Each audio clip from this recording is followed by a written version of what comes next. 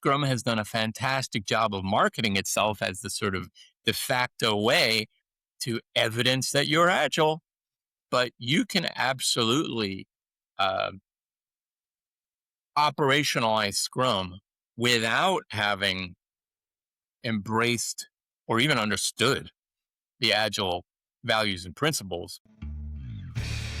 Welcome to the Disgruntled PM podcast, your weekly therapy session for the chaotic world of project management, transforming daily frustrations into real action.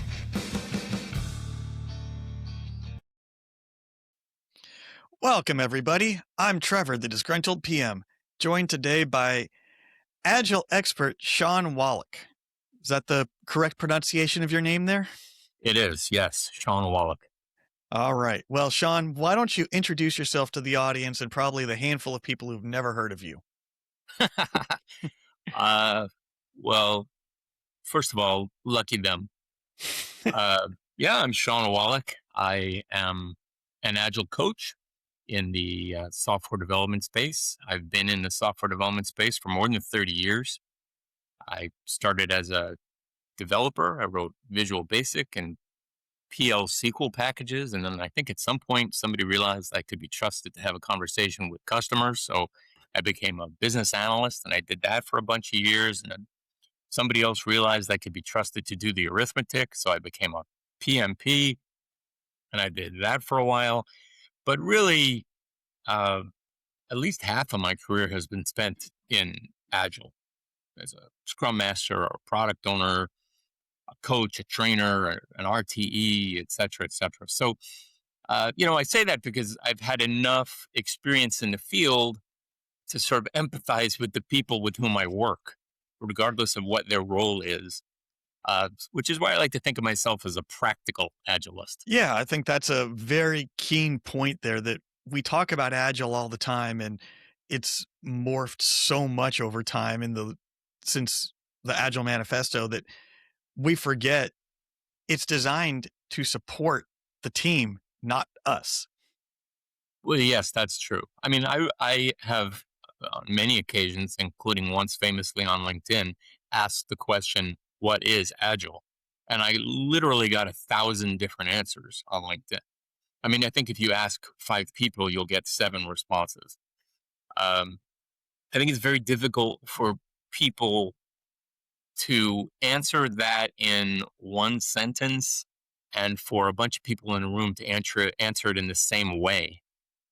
Um, and they get into arguments over what it means. So if we can't even agree on what it is, how can we agree that it's been achieved or that it's achievable or what it looks like if we were standing right in the middle of it? And we don't even want to get into whether Scrum is Agile or Kanban is Agile. Well, we can get into whatever you want. But no, I mean, I'm just saying, when you talk about not wanting to start arguments. Oh, yeah. So, of course. Look, I joke about 3 people having 5 opinions. I have sometimes diametrically opposed opinions in my head. I can sort of maintain both of them and understand why both of them make sense. And I think that largely comes from this desire that people have for an absolute answer without any sort of contextualization. But in life, there are really very few situations where there's one answer that's always best or always right. So if your recommendations or suggestions don't allow for any nuance, there's probably some more thinking to be done there. Yeah, and I think that if you went by the letter of the doctrine of Agile, nobody follows it by the letter. And if you do follow it by the letter, you're not getting anything done. Well, that's true. And then you have to ask, like, what letter? I mean, well, exactly. Think about it this way. The Agile Manifesto, ironically, favors conversation, but it is, in fact, a written document, right? The Constitution of the United States is a written document. It was written 230 some odd years ago. We still can't agree on what it says, right? So the fact that something was written down, even something as simple as the Agile Manifesto, doesn't mean we all understand it the same way. We don't necessarily have a shared understanding of what these principles and values mean. So two people can read the manifesto and walk away with, somewhat differing opinions on how to operationalize this. And they're both principled people and maybe they're both right, but they disagree with each other. Yeah, one of the things past guest Daryl Hobson, who I'm sure you're familiar with, he he brought up about the manifesto about instead of reading it left to right, read it right to left. And it kind of changes the meaning of what you're reading because you're not thinking of if not this, then that. You're thinking of if this, then not that. That's interesting. Yeah. I, I, I, I could see that. Yeah. I mean, it is at the end of the day, it's just we value this more than that. It's sort of like saying we value this less than that. So, yeah. Yeah. I mean, but that's just, it goes back to that idea of understanding things. And ultimately, the context, like you said, is the mitigating factor in everything we do because what's the answer whenever someone asks you any question? Usually I go It back to depends. this. Yeah, I go back to this story of when I was working on my drone project. I would always go to my engineer during an install and I would ask him a question. And I got to the point where after a while I would say, okay, this is the question. Like I'd ask the question. All right, we've already stated it depends. Now answer the question for me because he would always just go with it depends and try to move on. And I'm like, no, I need something here for this because that doesn't work for me. Right. It's funny. I've written a few times about this idea of like climbing to the top of a mountain to find the wise, the wise man living in a cave who has all of the answers, and you just sort of spout generalities. And I don't understand how this is actionable. It depends on what. Let's answer that question and then make some assumptions and then implement something and then measure it and see how we do. But we can't, the conversation just can't end with the wisdom of it depends. That you haven't achieved the outcome there. You just sort of walk away nodding, going, I guess it does depend. So, so what do we do now? Well, it's a lot like the answer of if you if you're at a decision point and I'm going to paint a picture of something I'm sure you've never experienced before. You're at a decision point, you present that to your executive sponsors and your stakeholders and you say I need this decided by this week by Friday COB so that we can move on Monday. And then they say on Thursday afternoon, well, we need more information. And there is no more information, but they just wait and they wait. And not making a decision is a decision. You're just not clearly making that. Yeah, it's decision making is fascinating, and I've seen scenarios where uh, people want to make decisions without enough information. I've seen scenarios because they're incentivized to make a decision, right? Mhm. The whole expression of move fast and break things. Okay. I've heard move fast and fix things. Okay. But move fast. So you're going to make fast decisions, maybe with inadequate, not imperfect, but with inadequate information. And to me, that's irresponsible. On the other hand, there are people who, when presented with pressure to make a decision, want all the information, which postpones the decision. And why do they want that? Probably because they're worried about the costs of being wrong, whether that's personal costs or career costs or reputational costs or whatever it might be. Um, but the ironic thing there is not making a decision, as you said, ultimately may become a decision. So uh, all of this sort of gets to incentives. In my world, are you incentivized to move quickly? Are you incentivized to move responsibly? Are you incentivized not to make decisions? Are you incentivized? How are you incentivized? And Well, you may not even realize it. well, let's go back for a second because you hit on something there that I really wanted to go deeper into.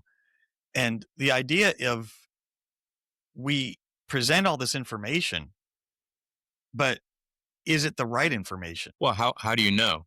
Like, I suppose you don't, when you're making a decision, you don't have the benefit of hindsight, right?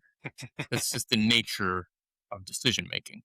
So there's no scenario where you have eliminated the possibility of making the wrong decision. That's not possible. You may greatly reduce it, but you can't eliminate it. In fact, even if you make what would otherwise have been a great decision, some unforeseen eventuality could materialize that just throws everything off, and turns out that was the wrong decision. Um, but that was unknowable, right? I'll give you an example. Let's imagine, I don't know, you're working on some major new feature, and you need to decide whether to deploy it next Tuesday. I mean, I'm making this up off the top of my head. But on Saturday, there's a press release that says some new company has come out and has completely eliminated the need for that feature in the universe. Okay, that was probably not foreseeable. If you'd made the decision, I guess we're launching.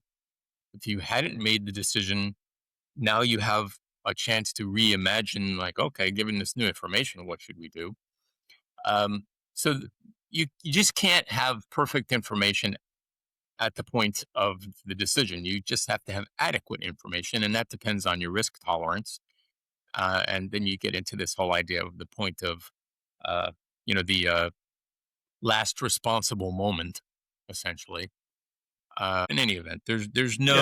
there's no perfect time. Well, you brought up one of my favorite phrases to use. I don't know who to attribute the quote to, or I heard it a long, long time ago, but it said, every decision you make is the best decision you can make at that moment with the information you have at that moment. Meaning, as soon as you decide something, you now have more information than you did 10 seconds ago. Yeah, I might tweak it. I think you said every decision you make. I suppose that maybe that's sort of the optimal view, because you could be making a decision despite the information you have, right? Well, So the theory behind it was that you're not acting in a nefarious manner. You're acting with best intentions, I think is the yeah, spirit of the I quote. think But that's probably true in most cases. Yeah, I mean, yeah, look, I would say my advice to people, and it's like the guy in the cave at the top of the mountain. It's very easy to say this, but you have to be able to contextualize it, and that's where the hard part is. That's where the heavy lifting is. But ideally, you want to make reversible decisions late, and you want to make irreversible decisions only when you have enough information that waiting to make the decision any longer um, uh, would create more risk than deciding now. And finding that moment and figuring out exactly, well, what information do I need is the hard yeah. part. Well, You can't know without hindsight. So there will be mistakes will be made. yeah, because anytime you, just like you said, anytime something is decided, you have that benefit of that hindsight of now knowing what the impact was of that decision or what that choice was or whatever it may be. And that's anything from taking an alternate route to work and getting stuck in traffic, or deciding on we're going to spend multi-million dollars on this software package and then the company goes out of business mid implementation. Yes. I mean, you may not have that wisdom immediately, Yeah. right? Might take you a while, and that actually gets to the point of that responsible sort of moment point. And we can think of some very realistic examples like, I don't know, when you should hire a specialist, right? You don't need to hire the specialist prematurely, but if you hire the specialist too late, then it's too late. uh, Then you're paying them a lot more money to clean up the mess rather than actually get the work done. exactly. And imagine like making expensive, enduring architectural decisions, maybe a database choice or something in the tool chain that you're licensing for a year or whatever, before you really even understand the application that you want to develop, your the features that you need to build, the non-functional requirements that you need to be mindful of, right? Performance, scalability, things like that.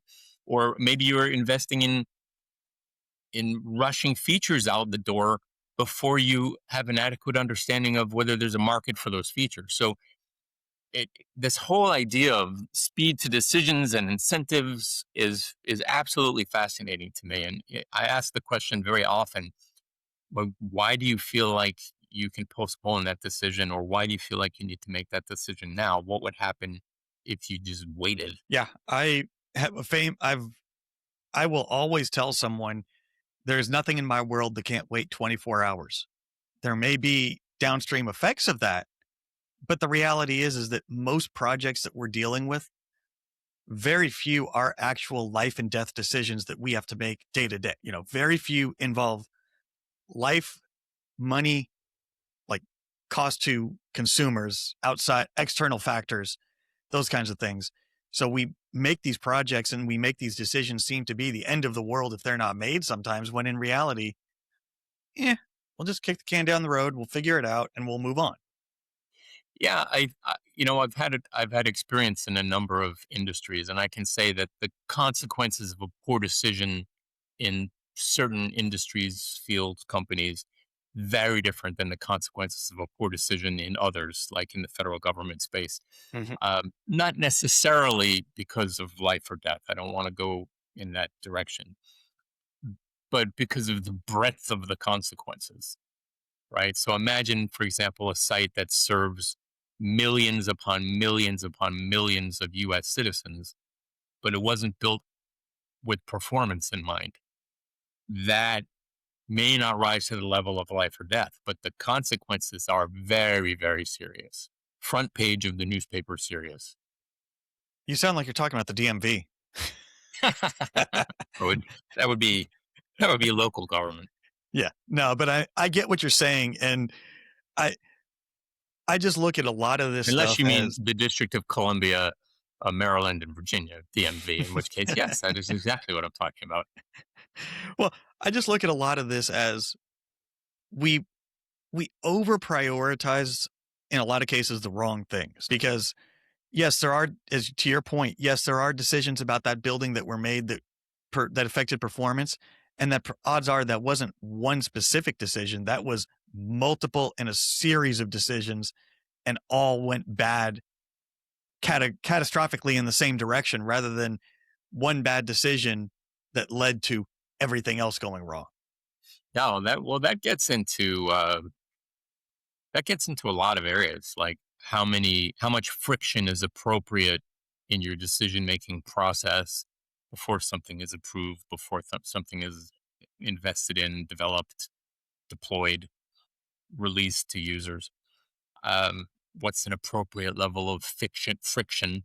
A lot of people talk about wanting zero friction flow system. Okay, well, that means that sometimes what's going to flow to the customer is going to be something that you wish hadn't flowed to the customer.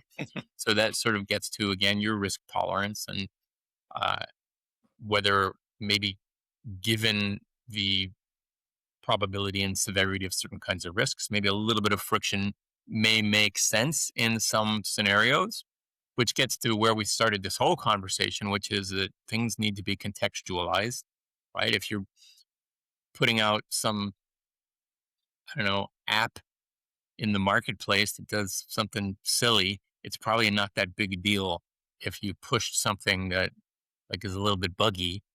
But if you're making software for a pacemaker, maybe a little friction isn't so bad in your decision making process. Yeah, I mean, I have had this conversation multiple times with multiple guests, and one of my favorite ones to talk about is expense reports, because at one of my old companies that I worked at, we had to submit receipts for the company card, which by default almost made no sense, because if you use the company card, they could pull the receipts, Right. and then you had to categorize it, and then it's submitted.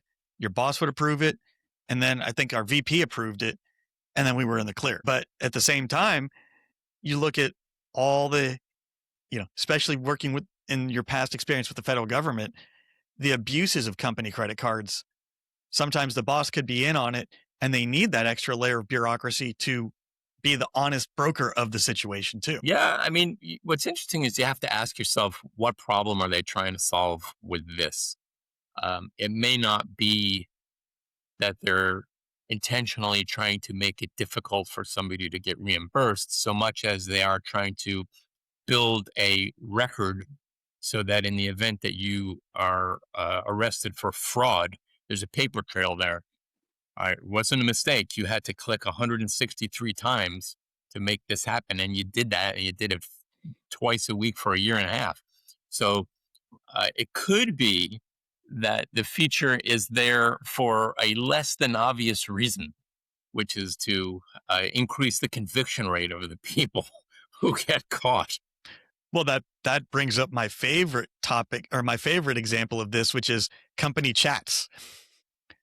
Company You know, chats. I've talked to multiple IT personnel that work in tech support and everything else, and they always tell me the same thing.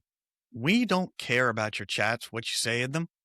We refer to them when you're already on the chopping block and we need that extra little piece of leverage to have cause to let you go, not to find the cause. Like, it's very rare they're looking for cause in your chats. They're just looking for that little nudge that they may need to be like, oh, you have a pattern of saying this to people. So now we've got that extra little bit that we needed to let you go. Yeah, that's a very similar example to the expense report. To the expense report one, there's a record there if you need to make a decision. If you don't need to make a decision, the fact that the record's there doesn't help or hurt. It's funny. I many years ago I worked on Wall Street in the uh, research technology space, and I can remember we would build software for these people, many of whom were either attorneys or paralegals or whatever, but they were in the legal department. And I would email them and I would say, hey, do you want to go with option A or option B? Here are the details on option A. Here are the pros and cons. Here are the details of option B. Here are the pros and cons. And they would respond by phone. They did not respond by email ever because they did not want to create a written record of a decision. And just the discipline of that, I thought was pretty remarkable. Well, you know, I also remember back to, I've written about this on LinkedIn, where I was on my drone project. We decided to internally do some safety testing of the product. And to this point, our chief legal counsel was involved, and I was told this is under lock and key. There's a specific type of, you have to put specific phrasing in every email related to this. Like, they put the fear into me of, this could, if something goes wrong and this goes to court, there is a problem. And if you're not covering your bases on this properly and doing everything, that can be used against us. And I just looked at him and I said, I want no part of it. Keep me out of this. Blissful ignorance, everything, because I was dealing with the client every day, all day, executives of their company, everything. And I said, if you plant that seed in my head of what we're doing, it's going to taint, it's contextualizing how I'm communicating with them. Right. If I know nothing about it other than this testing is going on and you keep me in the dark of anything else, even if it slips and I say, oh yeah, we're doing this testing. Oh, well, tell me about it. I'm like, I don't know anything. Yeah. It's funny. And the most ironic part is, fast forward, after the testing was done, still under a seal of legal secure everything, my boss mentions that this testing went on during a status meeting with the client. Oh, And I was just like, yeah. Well, I was look, like, thank you, it wasn't me. yeah, I joke with my daughter. I have a teen daughter, and I told her there's an expression that the only way for three people to keep a secret is if two of them are dead. Yep. But I think that that's an underestimation. I think all three of them need to be dead. Yeah. If one of them is alive, that secret's coming out. Well, it goes back to what I was afraid of is, once you have that information, it taints, it's automatically built into your decision making, your conversations, everything you're talking about, Sure. because you know something that you didn't know before. Yeah. I mean, how can it not be? Yeah. Yeah. So let's take a pause for a moment here to talk about the Patreon, because the Patreon is where you can help support the show. You'll also get access to the post-mortem interviews, which are bonus conversations where every guest participates And Shawn unwillingly probably agreed to that when he signed up to be on the show. And what we're going to be talking about in that one is going to be the importance of understanding principles, frameworks, and methods, and why confusing them will cause problems, and some of the differences in projects he's seen over his career between digital media, the government, and Wall Street. So I want to go back to, I want to start going back to where we started the conversation a little bit, because one of the things that I know is your core function of operating is agile, right? That's true. Um, And and one of the Although that means things, different things to different well, people, but yes. we'll get there. We'll get there. But one of the things you brought up earlier that I didn't get to bring back around was everyone says they think agile is move fast and break things. And I want to I want to break that down a little bit more, because we talk about that and that's what everyone thinks agile is, and that's why we're going agile and we're going hybrid and all this stuff, but they don't actually understand the fundamentals of what they're trying to do when they implement these procedures. Well, first of all, that's well said because you can't really implement procedures to become agile, right? Exactly. In the same way that you don't become fit by joining a gym or become a pianist by buying a piano. It's sort of skipping over the hard part. Well, if you buy a self-playing piano, then maybe. Yeah. So yeah, I think there's a lot of confusion over what it means to be agile, to do agile, to practice agile, to you fill in the blanks. Yeah, let's break it down. I mean, this is your passion, so let's go for it. Okay, so well, let's start with this. If somebody asked me what is agile, I would not say it's move fast and break things. Um, I mean, that's cute and everything, but I really don't want to break things. And I don't know what fast means in your context. So that's not particularly helpful, really, if you think about it. It's the sort of thing where you walk away nodding, going, yeah, move fast and break things. Wait a minute, what does that mean? I don't know. I don't know what that means. So I would say that to me, agile is first and foremost a way of thinking more than it's something that you uh, install like Jira or license like Safe, uh, or even practice like Scrum or Kanban or something like that. It's a way of thinking, and it gets to um, I would say creating and responding to change quickly. And quickly, of course, is context dependent, but ultimately that's what it's about. Um, It's about recognizing that whatever decisions you make today, whatever assumptions you've made today will likely be proved wrong at some point, and you need to be able to pivot quickly based on that information and not perceive that as some sort of failure. Not pivoting would more likely be the failure. So, agile is just very simply the ability to create and respond to change in a dynamic environment, from my perspective. Now, if somebody else came up with a different definition, I would probably nod and say, yeah, that makes sense too. But fundamentally, that's a way of thinking before it's a way of doing. Now, that having been said, I wrote a while back a post that got a lot of traction around there is no being without doing. Because people talk about agile as a mindset. You must be agile. You don't do agile. My question is, okay, prove to me that you're being agile. How would you do that?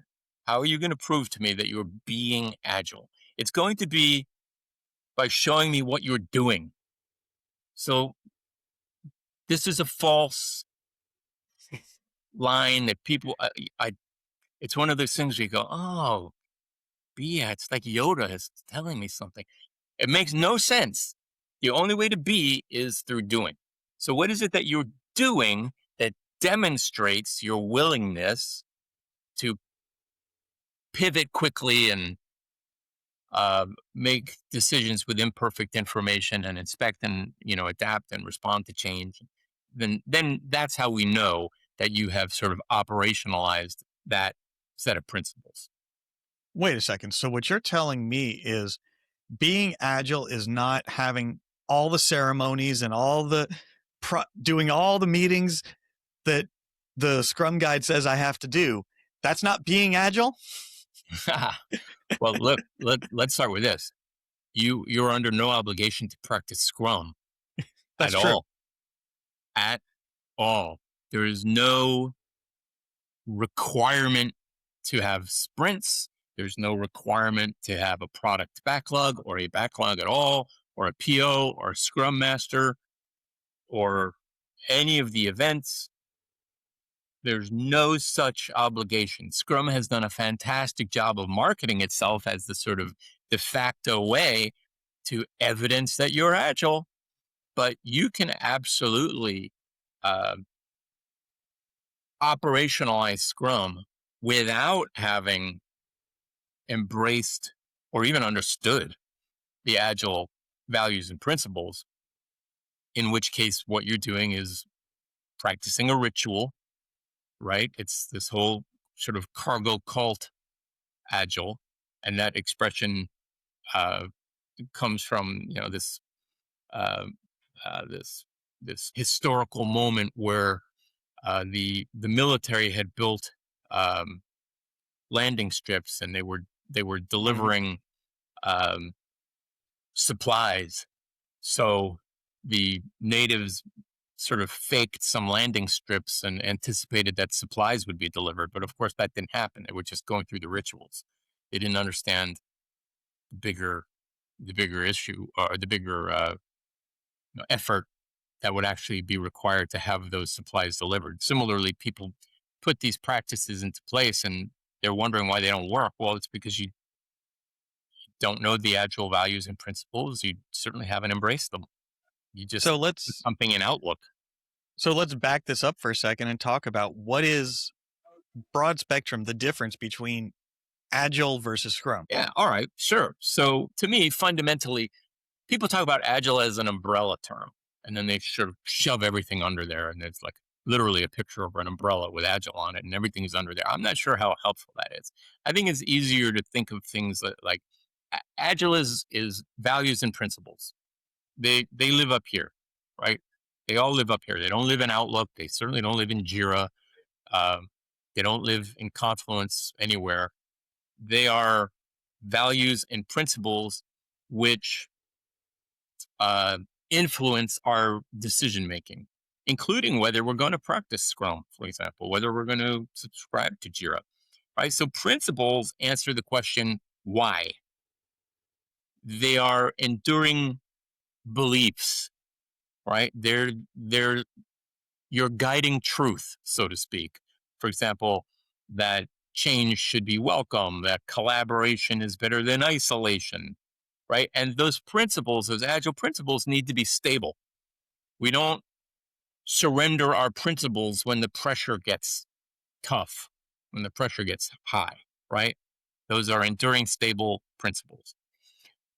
Frameworks like Scrum or Safe, which is in many respects sort of like a scalar model of Scrum, um, that sort of answers the question: what should we do? What are our roles? Oh, they're called accountabilities, events, artifacts. What's the vocabulary that we're going to use? And Scrum has been successful because it's simple. It's also been unsuccessful because it's simple. So people interpret it in different ways, and they assume that, oh, if we practice Scrum, we must have these principles. When of course that's not the the case at all. And then methods like Kanban may be practiced by Scrum teams, for example. Kanban can be practiced by a Scrum team. Method is just how are we going to do this? So we've got the why, we've got the what, now we've got the how with the methods. Other methods are, I don't know, story points. That's a method. Relative estimation. That's a method. Story points gets into its own whole conversation if you've ever That's endured true, but that. the point is, it's a method. You certainly don't need to operationalize story points or or relative estimation at all, or velocity, or any of that stuff in order to practice Scrum. Scrum doesn't mention any of those things, and you don't need them to be agile. So they're all sort of complementary which is why I suppose they're depicted as things that are under the Agile umbrella. But problem is that you can do all of those things without being under the umbrella, right? You could be practicing Scrum and have just not have that mindset or those principles at all. And then you get into practices, which is like, well, what do we do every day? Scrum says that we're supposed to have this event. Well, what's our event look like? Um, and Scrum is sort of silent on that. So people make it up, or they believe they read it somewhere, or that's how they did it, you know, their last job. So they do it that way in this job. And, an example of that would be the three questions that people like to ask and answer during the daily stand ups or the daily Scrum. Um, that's not in the Scrum guide. That's why are you doing that? You think you have to do that? You don't. Well, that goes back to the whole, why is it called the daily stand up? Because we all stand up and go in a circle and perform the cultish ritual of answering the three questions. Yeah, I have that conversation very often, which is um, I sit on whether it's called a team sync or a daily stand up or a daily scrum or a scrum or whatever other name people have decided to give it. Sometimes there are 30 people there because what it really is a status meeting. Sometimes it's uh, like one representative for the team and the product owner. I don't know what these things are, but they are not uh, aligned with the intent of the team sync in safe or the daily scrum in scrum. They have missed the point. They have drifted from the shore, right? Uh, it Oh, really let me becomes ask more of a roll call status meeting. let me ask you this then, because there are people I know that have talked about they've modified their own version of the daily stand up, so to speak. Mhm. And does that go back to the it depends? Or is that we're violating the principles of what we're supposed to be doing? It depends. How have how how have you modified it? Have you modified it to the point where you're no longer in alignment with the intent of that event? Then you kind of overdid it, maybe, right? So, for example, the intent of that event is to adjust the plan for the next 24 hours. The developers talking with each other about how things are going and what needs to change from their original plan or how that plan has subsequently been modified, like, for example, the day before. And now Trevor is going to do this, and Shawn will pick up that. And hey, Trevor, can you help with this? Or Shawn, can you help with that? And then we actually change the plan. If you're in Jira, then you change it in Jira to reflect that decision making. In If real time. in real time, if the meeting has simply become, uh, Trevor, you go. Oh, yesterday I worked on story 99. Today I'm working on story 99. I'm not blocked. Shawn, your turn. Oh, yesterday I worked on story 100. Today I'm working on story 100. I'm not blocked. That is not the intent. You have tailored it to the point where it is no longer in alignment with operationalizing that mindset. So I would argue that is not the sort of tailoring that is contextualizing the principles. It is abandoning the principles. And one thing I've started to kind of shift my thinking on is the time boxing of these meetings. Mm. Because as you said, if, I've had on a previous guest who talked about her daily stand-ups are like 45 minutes because they actually solve real problems in the project for the day for the next 24 hours. You can't time box 15 minutes and 10 have 10 developers 15 minutes and get anything real accomplished. You get those status updates like you just said. Story number 99 is I'm working on it. I'm going to finish it this afternoon. No blocking. Yeah, I think that that's a good example of where you have to think about tailoring. And I think that probably the textbook answer would be, well, the daily scrum itself should be 15 minutes, and those follow-up conversations should happen immediately afterwards. But in effect, you're all staying on the call for an additional 30 minutes. So what are you saying? Are you saying that I need a 15-minute meeting followed by a 30-minute meeting in Outlook, and then that would be okay? Look, if you need 45 minutes to achieve the intent, which is to adjust the plan and swarm and decide and move the ball forward toward your sprint goal, then set aside 45 minutes is what I would say, because those other 30 minutes are going to happen anyway.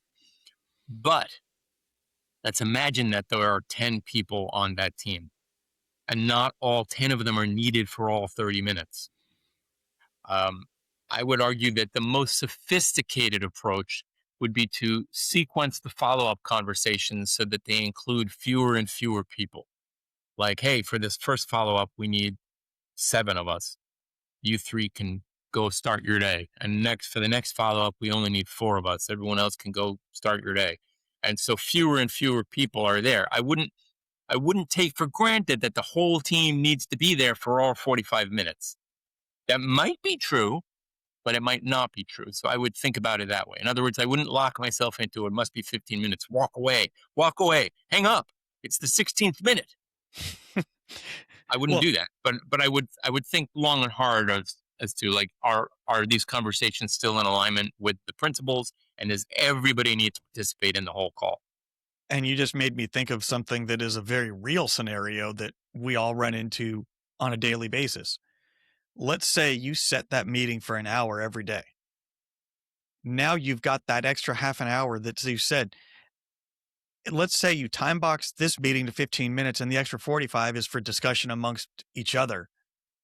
You've built that time in so that if you say this is a 15-minute meeting, people are going to schedule meetings right after that or other things. And how often do we circle back to exactly what we said to that discussion that we said we needed to have later if you run from one meeting to another? Yeah, I think that that's key. I think that coming out of the daily Scrum, really coming out of any Scrum event, the goal is a decision, left or right, up or down, A or B, yes or no. It's a decision. It's not like a postponement of a decision or an agreement to make a decision. It's the decision.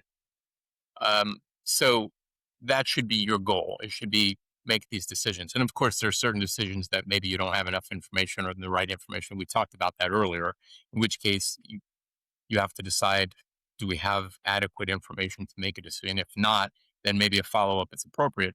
But lean toward decisions, not postponement of decisions, because you won't have those follow ups, or they won't happen soon enough. It drops off people's radars. It's funny you mentioned Outlook. One of the things that I've talked with people about is, why do we schedule things for 30 minutes Instead of 25. instead of 25 or 20? It's because that's the default setting Hmm. in Outlook. That's the reason. And so imagine if you changed your default setting 20 minutes. My bet is that some of these decisions would be made in 66% of the time as you're making them now, because work will expand to meet the time allotted to complete it. And plus you do have this. I certainly have this back to back to back meeting Hmm. scenario, and if people start at 5 after or end at the 25 or the 55 mark, or even better, both, then the meetings get shorter, and I've got time between meetings. Yeah. I had a team where we decided all meetings were either 25 or 55 minutes because we said, I have to go to the bathroom. I have to go get food. I have to go do things in between meetings. And even though we're virtual, I still have to do things in between meetings. And if we're butting up, I'm late to the next one or I'm ducking out of this one before it's over. And when and at the last 10 to 15 minutes is when those decisions are made. Yeah, that is kind of the funny part. So Yeah, it's like if you shorten the meetings to on the 5 minutes, I'm not even saying start them at 5 after, but if you end them 5 minutes prior to the top of the hour or the bottom of the hour, now I don't have the excuse of I didn't have time. I'm sorry I'm late because I had to go get water, or I'm sorry I'm late because I had to in-person meetings, I had to run across the campus and find the conference room that I've never been to before. meetings are one of my all time favorite conversations. I can remember, I can't get into details here, but I can remember some years ago joining a very large program where there was a meeting which was called something like, I think they actually may have called it a stand up, but it really was a leadership status meeting. And it was scheduled for an hour. In my first week, my boss said to me, "Miss Shawn, I want you to eventually take over the meeting. So just observe here and let me know your thoughts afterwards." So, okay, that's what I'm going to do. So the first thing I Dangerous noticed, statement to ever tell Shawn. the first thing I did was I noticed that this hour-long meeting took 80 minutes. Actually, there wasn't the first thing I noticed. The first thing I noticed was that there were something like 40 people in the room and 70 people on call. So a staggeringly large number of people, most of whom were silent for the whole call, Mhm. naturally, um, They were because there for awareness. they were there for awareness and because the boss invited them, and so they felt like they couldn't say no to the invitation. So I understood that, but the funny part was somebody would say, um, "Mary, what's the situation with feature X?" And Mary would say, "Hey, Sean, what's the latest on feature X?" And Sean would say, "Trevor, what's the latest on feature X?" And Trevor would, this is literally what would happen. And Trevor would say, "We deployed that today." And Sean would say, "We deployed that today." And Mary would say, "It's been deployed. It was deployed today." And I'm sitting there And going, "Oh my God, what is happening here?" having And worked then, in the government, I believe this as true as anything else happens. well, let's be clear. At no point during this conversation did I say this happened during my government work. Okay. I'm not saying that. Okay. Okay. Fair enough. That having not been said, um, at the end of the meeting, my boss said, "So what did you think?" And I said, "Give me half an hour." So I went back and I did some quick arithmetic. I said, "All right, well, if we assume the blended rate of the people in the room was Mhm. such and Oh, yeah. such, I know this. I know where this this is is a going. 60-minute meeting and it ran 80, but let's assume and most of the time it runs 60 and it happens, let's say 48 times a year, that this meeting is costing X hundreds of thousands of dollars a year. I would cancel this meeting immediately." And she looked at me, she's like, "What?"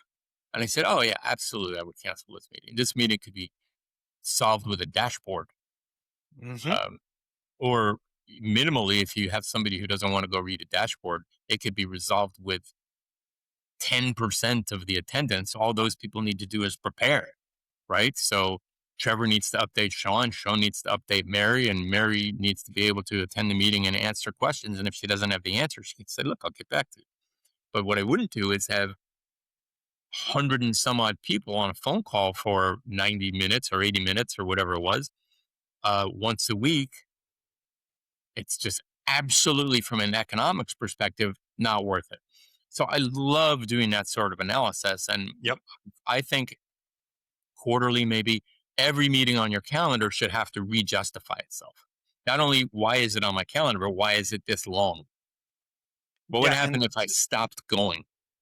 I actually did that experiment. I had a status meeting where there were a lot of people from both my side and the client side that showed up to this meeting. And every week somebody else said, "Hey, can I get invited to this meeting?" And first question is always, "Why do you need to be there?" But I had to cancel it 1 week for something and I sent it as an email, update, blah, blah, blah. Next week, meeting, I looked at my calendar and I saw the meeting was coming up next week. And I was like, the world didn't burn because I canceled it last week. Let me try this again and see how this goes. And I did that 2 to 3 weeks in a row. And then I said, well, since we haven't had the meeting in a few weeks and everything seems to be going fine, I'm just going to go ahead and cancel this recurring meeting. And if we need to get together, we can get together. I love it. And I, And you know what? What the related observation is, not only for the meeting that I was just talking about, and possibly for the meetings that you're talking about, but from many meetings that I attend, somebody in program leadership requires documentation that the meeting happened. yep, All right. So these are the meeting attendees, these were the meeting minutes. I've done that. Very, very PMBOK-ish. So we create this document and we put it in SharePoint, which I've written about is like hospice for documentation. It's sad and nobody visits. And so we produce this thing, and there's time to produce it. right? There's money in the production of this Mhm. thing. And um, so I have asked administrators before, sort of quietly, I want you to track, uh, through Google Clicks. Google Analytics, how many people come visit this page, how many people look at this document, how many people download it, and the answer is usually 0.0 ever. And I'm Yep. after 6 months, I'm able to go and I'm able to say, look, it takes us 20 minutes, half an hour, whatever, to create this set of meeting minutes. We do that twice a week for this meeting and 3 times a week for that other meeting. And over the course of a year, it's this many hours. At this rate, this is how much these documents cost. And the number of people who are going to review these documents is 0 point. I remember I had to do notes for a IT review board meeting, and one of the requirements of my role as the note taker was recording who voted which way. That won't And influence anything. well, no, but I mean it I just recorded it. And one of the things I asked was, "Why are we doing this?"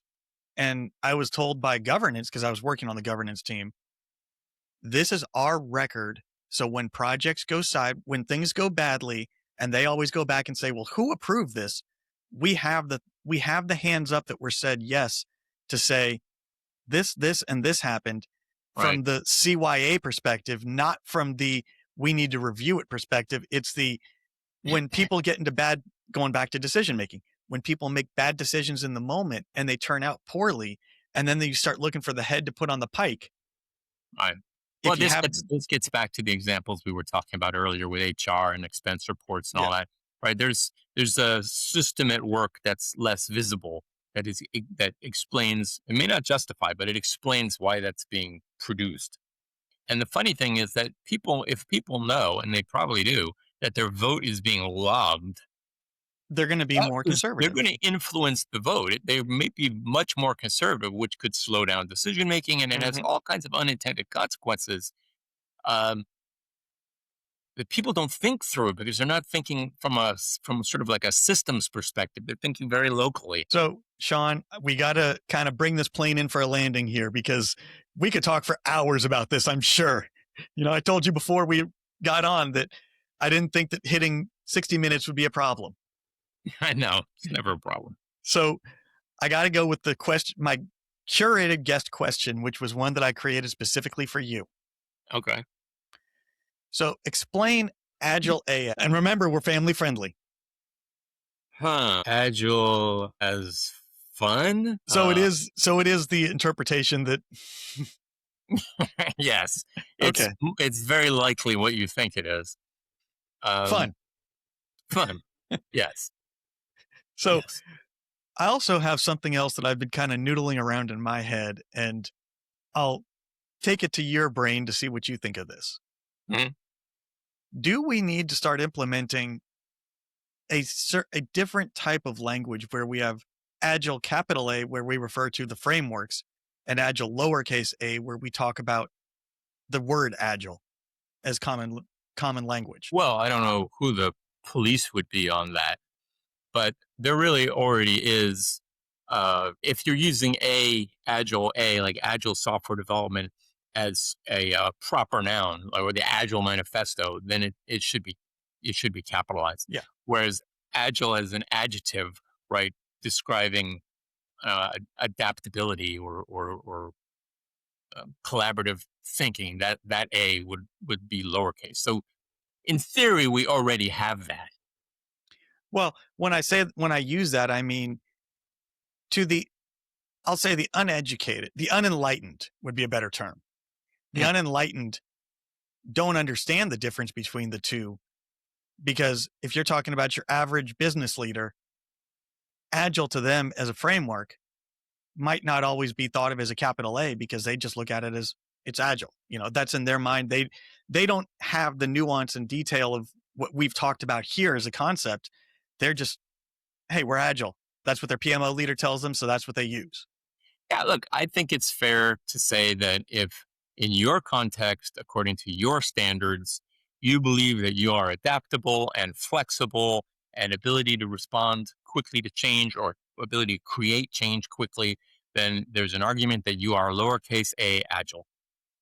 If you have adopted, let alone adapted, if you've adopted uh, certain frameworks and methods like Scrum or Safe or Kanban or whatever, there's a million of them, uh, then you are practicing capital A agile software development um, with whatever degree of success you are practicing it.